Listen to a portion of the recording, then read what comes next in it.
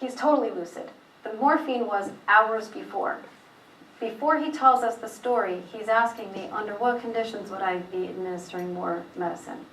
And he had been asking me that for days. If I, at what point, like, what would the oxygen level be for you to give me the morphine? How long would you wait before this? He was always very concerned about when he was going to get the next medicine. And I thought that it was about, because I don't want to be out of breath. I want to know when I can have that medicine. This day, I didn't realize it, but this day, it was definitely how not to get the medicine. He didn't want me to be administering any medicine when he had this experience and told this story. So I kept saying, Dad, if you get out of breath, okay. He never got out of breath.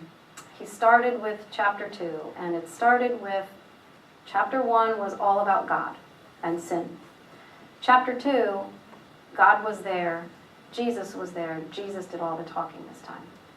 And he started talking about, this was again personal to him, his personal experience with Jesus. Because he's an engineer, he had to analyze all this sin. And he said, Jesus, let me do my analysis. And he said, he showed me, he talked again about forever time. He did say, I'll never pray the Lord's Prayer the same again. I've said that prayer 1,000 times in my life, but the words, forgive us our trespasses as we forgive those who trespass against us, have new meaning to me now. And he said, back in chapter 1, God had made very clear how important forgiveness is. Not just repenting and asking God for forgiveness, but every aspect of forgiveness. Asking someone else, forgiving yourself after you ask Jesus for forgiveness. Forgiving those who don't ask. Every aspect of forgiveness. How important it really is. So he kind of talked about that again, and he said, Jesus showed him his sins in grotesque shapes. Okay, this is going to sound really bizarre. And it did to me too. But I'm going to just say it the way, he said it. He gets his glasses. And I'm going to read some of what he said because I can't necessarily do it justice. But essentially he said Jesus showed his sins in grotesque shapes. And he said his job, he had a job to do, was to put them into perfect shapes. They had to be in spheres and cubes. Now, think about an engineer mind. A sphere, perfectly logical and perfect. A cube, same thing, equal measurements, nothing grotesque about it.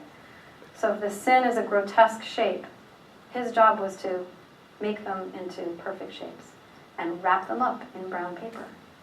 And I said, Dad, you were making brown paper last night. I thought it was a dream. And he said, he looked right at me like he was wide awake and knew that I was talking to him. And he said, yeah, I know, it took me all night. Wrapping those packages all night. But you know what? Ha-ha, I finally got it. I was like, that was the ha-ha. And he said, God is clever. It was like he was saying all of the things that I heard during the night. He started by saying, I was wrapping gifts. Nothing was too small. The beginning was the end, and the end was the beginning. Now, keep in mind, I'm asking for chapter 2, and I'm like, well, we're going to get the wonderful cherubs and angels, and you floated to heaven story, and I'm getting the beginning was the end was the beginning in forever time. I had to make the little ones big and the big ones little, and when they were wrapped up, they all got thrown together. I was trying to make small packages smaller. They're all wrapped up in brown paper in forever time. Keep in mind, he was now very weak and speaking slowly, so I'm actually able to write practically verbatim what came out of his mouth. And there is more than just this part. This part doesn't make a lot of sense, but he said it starts out with shapes. I'm wrapping shapes. In the sin story, I see all this pain and I'm wrapping it up. And it takes the form of weird, crazy shapes. That's when I was thrashing my hands, Michelle. Finally got the job done. I started analyzing. I got it all to a reasonable size, and the object was to get them all into basic shapes, circles and squares. Well, spheres and cubes, really. All the pain into spheres and cubes, big or small. It was both infinitely small and infinitely large, all at the same time, which is hard to imagine because that was in my world, forever time, not this world. And it was all so funny. All of life wrapped up in these two shapes, grotesque shapes into these. I'm going to stop right there because I just have a comment about the infinitely large and infinitely small comment, because we've all been trying to figure out the heck all of this means. But one thing through prayer that kind of came to my mind about the infinitely large and infinitely small was when you think of yourself and you think of the world and the universe, and you kind of think of how infinitely large the universe is to us, think of the universe as infinitely small to God. Because I kept thinking, how are things infinitely large and infinitely small all at the same time? And that's the only answer I could really come up with, because it's not going to make sense to us in real time. But I'm trying to hold on to every little bit of forever time and what it means as much as I can. But for what it's worth, that was my 2 cents. Okay, then he said, Mom was there. Now this is the first mention of him seeing my mother. She was watching all this. She was the master rapper, you know. And a little aside there, so it makes some sense about my mother being there for the rap story. My mother was, in our family, known as the master rapper. If you got a gift from my mother, the package itself was a gift. You didn't see a piece of tape, you didn't see a seam, nothing. The bow was a gift in of itself. Like, you didn't even want to open it, it was just beautiful. So he joked about how my mother was there supervising this rapping business. She didn't see the pain part. She had a smile on her face when she was trying to understand this time concert. She got to see her version of it. I didn't physically talk to her, but I could see it in her facial expression. But I didn't see her face. Again, it doesn't make sense to me. How do you see a facial expression when you don't see a face? I asked him that question. And he just smiled like he had this forever time knowledge, and you poor people in real time, you just can't get it. He did say, you don't see faces. At one point, my cell phone was sitting on the heater cover, and the sun must have been hitting it, and it was making a mark on the ceiling, the way your watch would make a little circle or something. But it wasn't a circle. And he looked up and he said, what is that? What is that from? We didn't know it was my cell phone, but he's saying, that's what the faces look like. And it was like, it was a little bit squarish, and it had 2 lines, almost like necklines. And he said, that's what the faces look like. And he said, you feel the expression. You don't see the face, but you feel the facial expression. You feel the feeling. And he said, that's my angel. And he looked at me and he said, that's you. And as the sun moved and that thing kind of moved across the ceiling, he kept saying, where's my angel? We have to put that back. So we had to keep moving it so that it would be right over his bed. And my niece took a picture of it. And I thought, that's what I look like? So he said, it's amazing that I could still put all the pieces together in my own time, but not in your time. This is a central theme throughout everything in Forever Time. Then he looked right at my brother Paul, and he said, sorry to say, Paul, you may not ever get that concept of Forever Time. We all have our limitations. And then he smiled, and my brother smiled. We all were smiling like, number one, what does that mean? But the fact that he picked out Paul and said, you might not ever get it. And then he said, maybe Carl will get it, because he's an engineer. And then he looked at my sister and me, who were both very spiritual, and he said, you girls will probably get it, but Paul, maybe in the 11th hour. You'll get it in your 11th hour. So then he said, God was around while I was doing this analysis, my engineer analysis. It doesn't make any sense to anybody except for me. That's when he said, maybe Carl. And then he said, I put them all under the Christmas tree where they belong. My sister had asked him, what did you do with all these packages? Because he kept talking about the packages. And he talked about how they were fit to go under a Christmas tree. They looked that good. Under the supervision of the master rapper. They had to be perfect anyway. Now, make of it what you will, but to us, he made peace with his sin. He had to take the sin, the grotesqueness of sin, and he had to make peace with it somehow. He kept talking about the fan.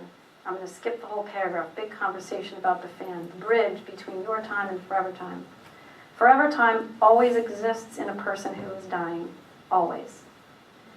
It's very peaceful, even though the fight was going on between breathing and coughing.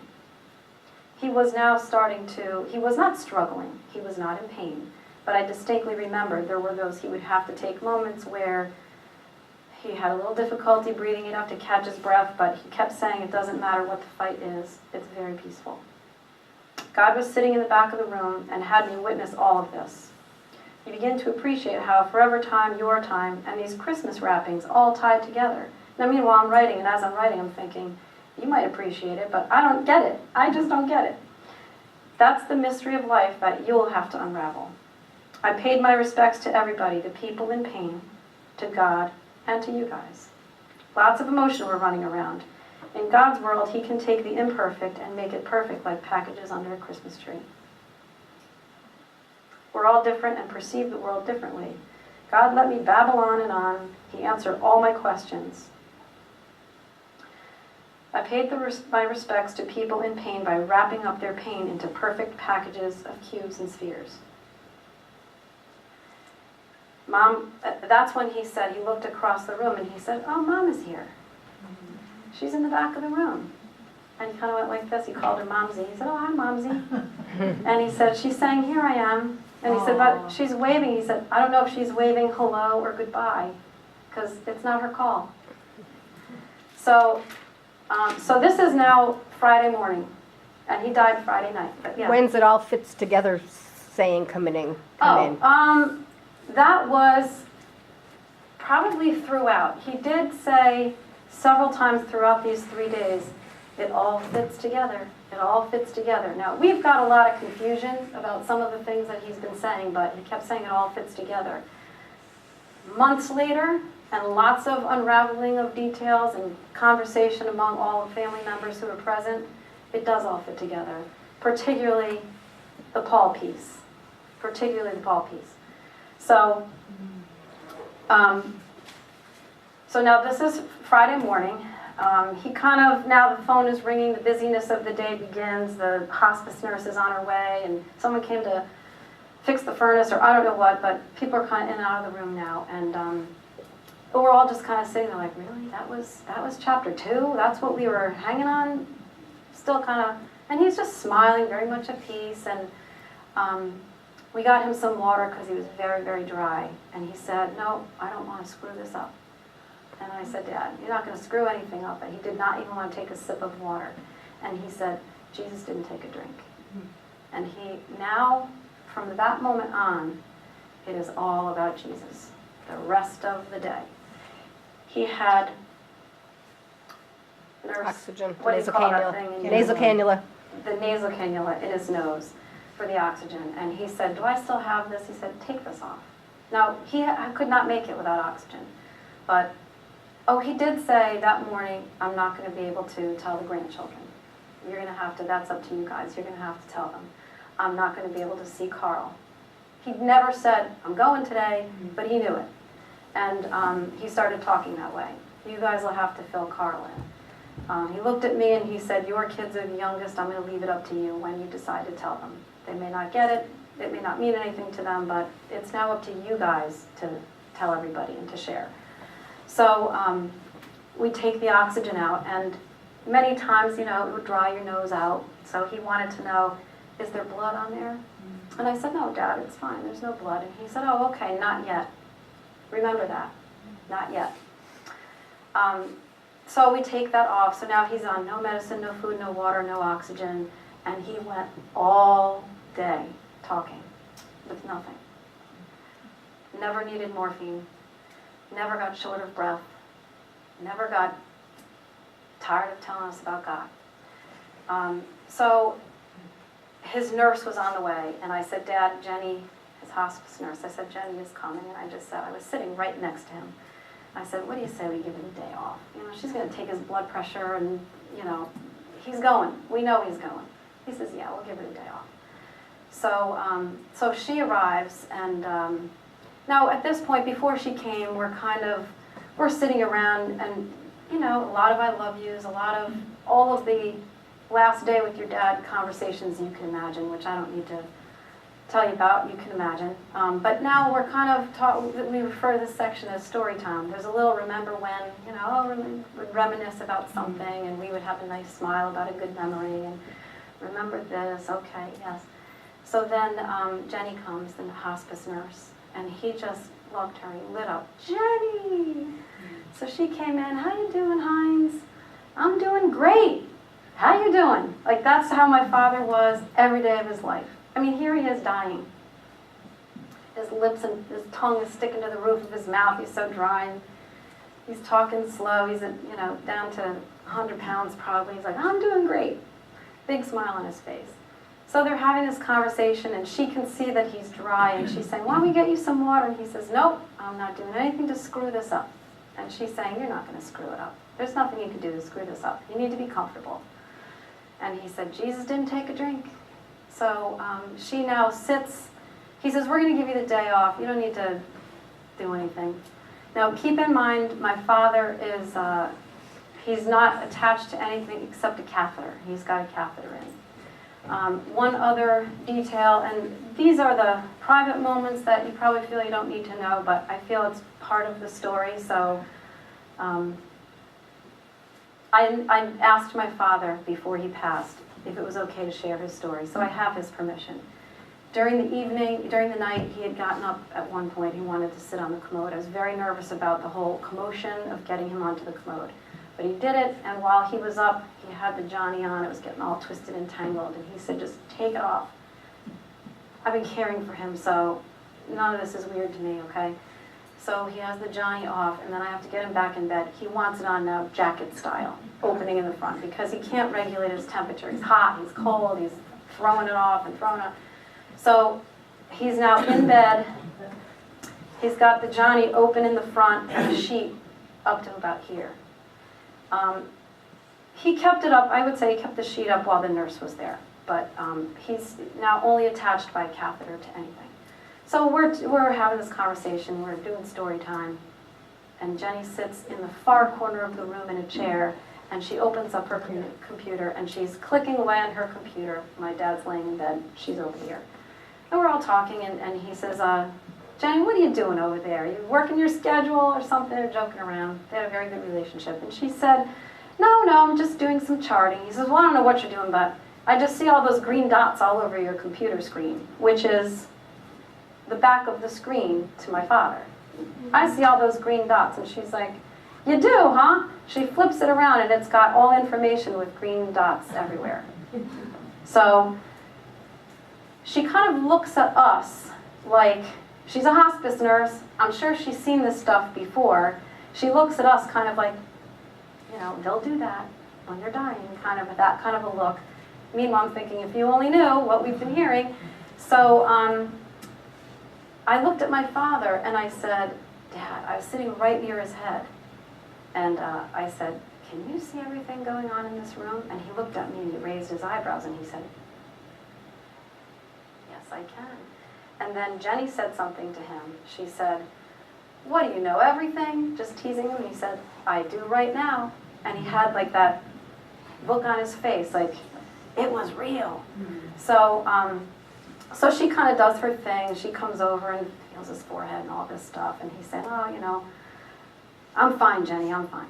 So she sits with us for a little while, and she can see that we're in the middle of story time. We're reminiscing. He tells her some very beautiful stories, commenting on her beautiful teeth, and he goes on to tell her a story about an aide my mother had when she was in the hospital, her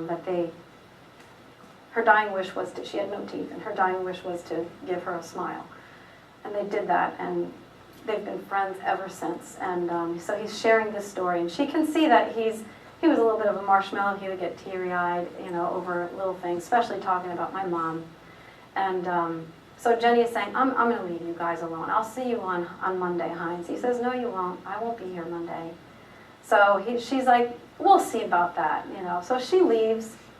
He's very at peace with, this is it, and I'm going. So now we start talking about certain things, and he looks at my niece, Mia. She's from China. She's adopted. She's the oldest of two girls, my sister's daughters. And he looks at Mia, and she's the only grandchild in the family who has a sister. Everyone else, it's 2 boys and a girl, boy and a girl. She's the only one with a sister. And my sister and I are like this. We're very, very close. And my father just loves the relationship that my sister and I have. So he looks at Mia and he starts describing the relationship that Vicki and I have, and he said, I hope that you have that with Anna, her sister.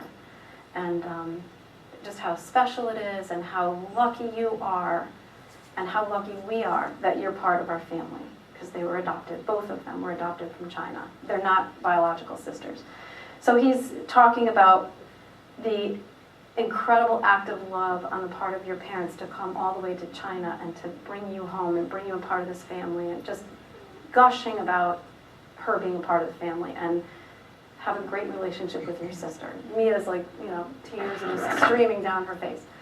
So with that, he says to my sister, I won't tell that story if you don't want me to.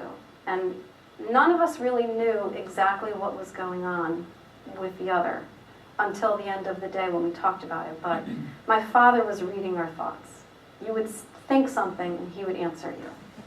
And it did happen to me once, maybe twice, but it definitely happened to everybody else many times, my sister in particular. But I didn't think much of it. He just says, I won't tell that story if you don't want me to. And she said, it's okay, Dad. Like, they had some little mental telepathy going on.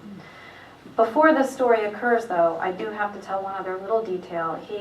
Now that the nurse is gone and he's feeling hot, we did turn the fan off that day because it was hard to hear him. I asked him.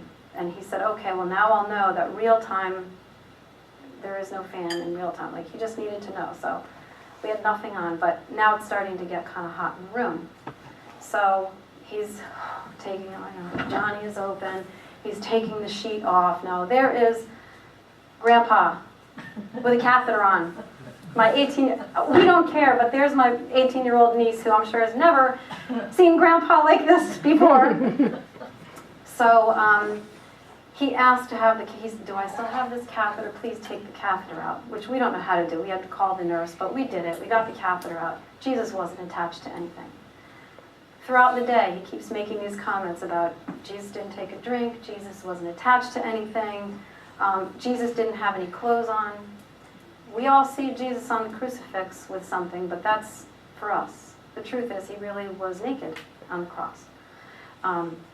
So he's saying, Jesus had no clothes on, and he looked right at Mia, and he said, no, Mia, I'm not ashamed. Now, I'm just thinking, of course he would think that, but talking to Mia, those are her exact thoughts. Poor Grandpa, he probably thinks, he's probably ashamed that his granddaughter has to see him like this. And he said, no, Mia, I'm not ashamed. Jesus wasn't ashamed. I'm not ashamed. So everything is off, the catheter is out, and there he is. So we're talking, I know it's going to sound strange, and we're talking story time. So he tells this story about Anna, which in our family we refer to as the 2 Annas. When my sister went to adopt her second daughter from China, they picked out the name Anna, they went to China, they got the baby, the adoption was final, but you stay in China until all the paperwork goes through for about a week or more. During that week, and they had been told they were getting a healthy baby. During that week, the baby had a lot of difficulties. Wouldn't cry, wouldn't eat, started having some issues. They had to go to the ER, and the ER doctor, my sister kept calling us at home. I was staying with my parents at the time. Mia is 18, Anna is now 16, so this is 16 years ago. I was staying with my parents at the time, helping them take care of Mia while they were all traveling to China. My sister was back and forth with us on the phone. Something is just not right with this baby, and she was upset, and we were all praying about it, and it turned out the baby had brain damage. So my sister was just beside herself, totally unprepared for a brain damaged child when she has another adopted child at home.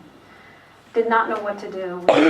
We cried a lot, we prayed a lot, talked about it, but her ultimate decision was not to take the baby. In fairness to the adopted child she had at home. Adopted children oftentimes have more issues with bonding and more attention needed. She felt that she would not be able to devote the right time to her other adopted child and deal with this. And she was devastated and had a very difficult time with the decision. So ultimately, they told her she would not come home with a baby. So they were ready to come home, and finally they decided the agency she was working with said, stay put, they're not going to send her home without a baby, because what a black mark on the adoptions at China. To try and pass off a very sick child as a healthy child, for you to come home without a child and tell everybody in America that they're not going to do that, you'll get a baby. And ultimately, she did. Anna, they named her Anna, and we have a perfectly healthy Anna in our family who is 16 years old. So my father, this is the story that he said, I won't tell this story if you don't want me to. She said, no, it's okay. Everyone already knew, but he is now telling the story in detail my father would never know. I don't know about in your families, but moms are the ones on the phone. The dads are the support system. I don't know that he ever was on the phone with my sister when she was in China. So he was never hearing the tears. He was never hearing the details. He was hearing us talk about it. But he knew detail we never talked about. All of a sudden, he knew every detail from 16 years ago. Now, my father was a detailed man when it came to analyzing anything, but when it comes to life details, forget about it. I don't think he knows the ages of all of his grandchildren, can't keep it straight. So to know things in such detail about the family and these issues was, you knew he had extra knowledge that day. So, okay, we talk about the Anna story. Then he looks at me and he says, and you were brave to have a baby in your 40s. My son was born when I was 37, my daughter, I was 40. And at the time, my family was living with my dad in his house. We were there for 4 years. So I was pregnant with my second daughter when we were living at my dad's. And this is a story I had completely forgotten about myself, shocked that my father would even know this, but he said, you were brave to have a baby in your 40s. And immediately comes rushing back to my mind was when I was pregnant with Amelia, I got a phone call that said, you need to come in immediately. We did blood work, we did whatever, and the baby either has spina bifida or Down syndrome, and you need to come in, we think you ought to terminate the pregnancy. And I thought, I would never do that. I'm not going to terminate the pregnancy, but I had this terrible phone call. I got off the phone, I was in the house by myself. As soon as I got off the phone, my father happened to come home and he walked in.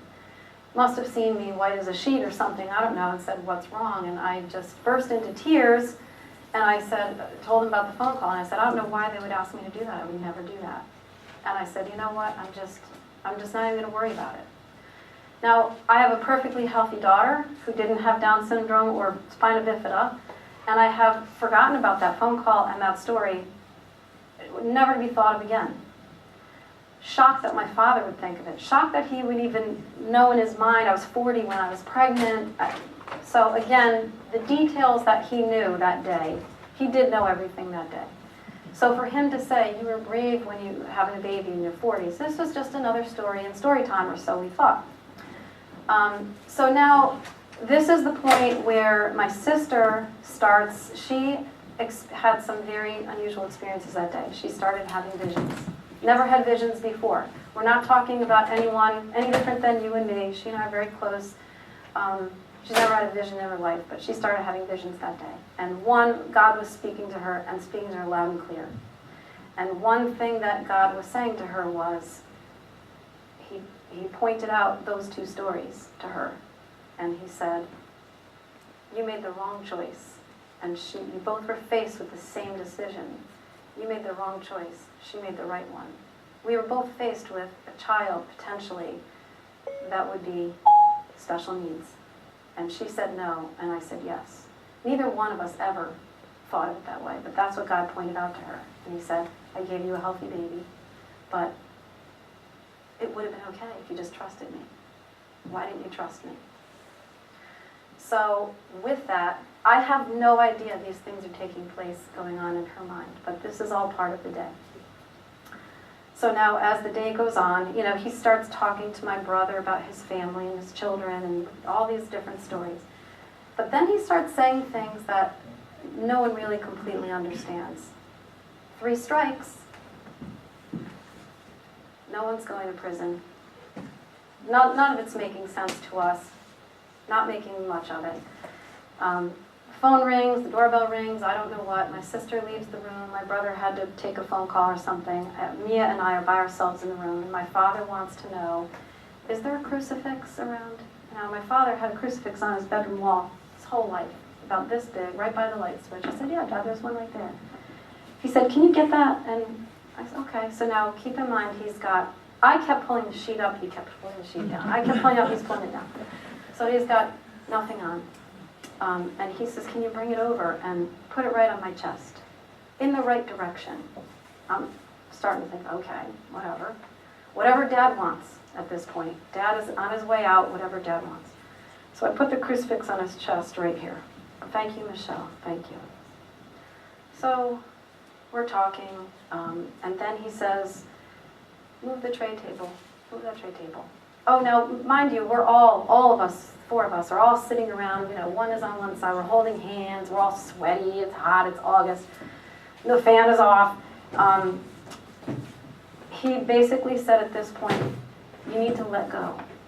So we let go of hands, and he's saying, I'm thinking he's getting ready, he's preparing to die, and physically we need to start letting go. So he says, no more touching. Okay, Dad, I'm thinking this is coming now, and my sister's out of the room. I'm thinking any instant he's probably going to take his last breath. I'm trying to call my sister, come on, come back in the room. And he's saying, move the tray table out of the way. So put that out in the hall. Outside of his bedroom, they have a house with a very big landing at the top of the stairs. Put that out there. Okay.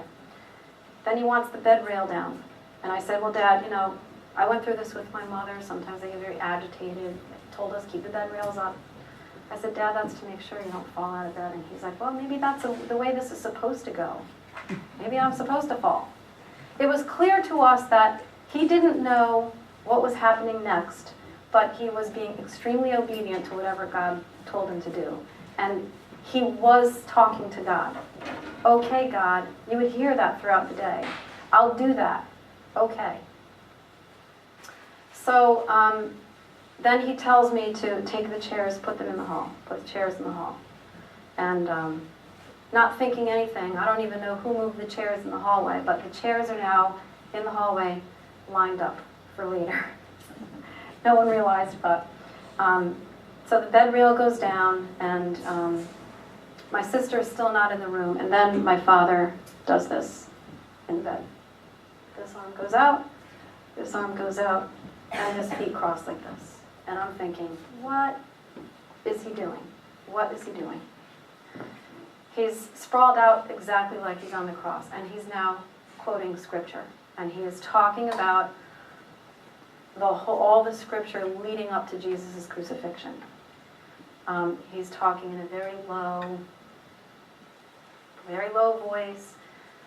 It was not word for word out of the Bible, but it was all about Jesus' crucifixion and the events leading up to his crucifixion.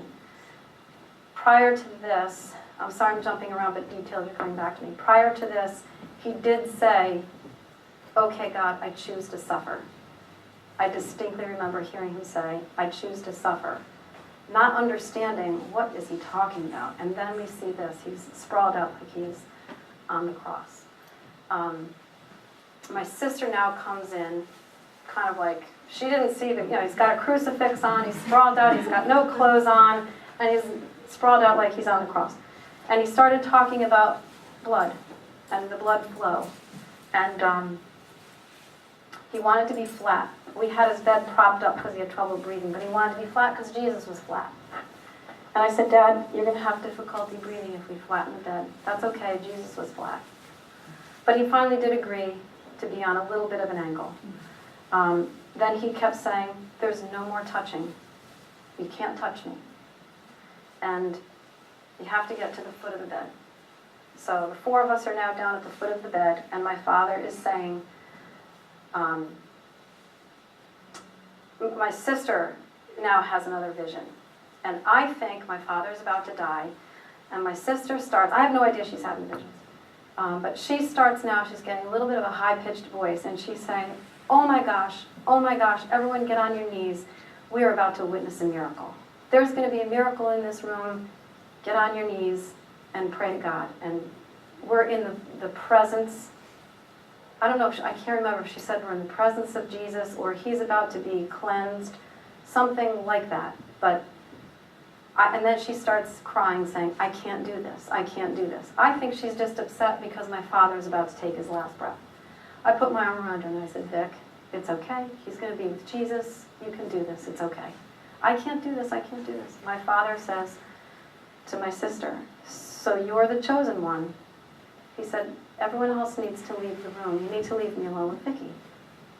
Okay. Forgot about the blood flow. Well, that was after we left the room. That comes right now. So we all leave the room and close the door. Keep in mind, no one realizes this, but the chairs are set up in the hall for us because he had orchestrated that.